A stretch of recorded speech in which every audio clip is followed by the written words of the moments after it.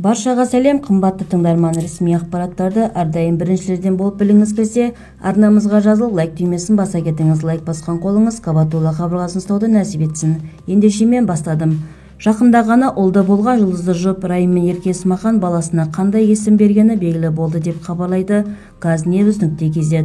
Райымбек ұлы Ислам деп Райым ұлының есіміне қатысты қысқа пост жазды. Әлеуметтік желідегі оқырмандар әлі күнге дейін танымал жұпқа жарыса тілек жазып, дүние есігін ашқан сәбиге ұзақ ғұмыр тілеуде.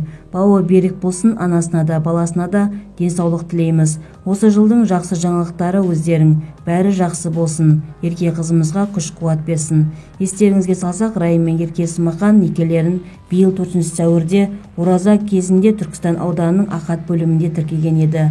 Видеомыз кеңінен тарап, қажеттілік ету үшін лайк түймесін баса кетіңіз. Комментарияға ой-пікірлеріңізді жаза кетіңіз. Бізді бақылауды жалғастырыңыз.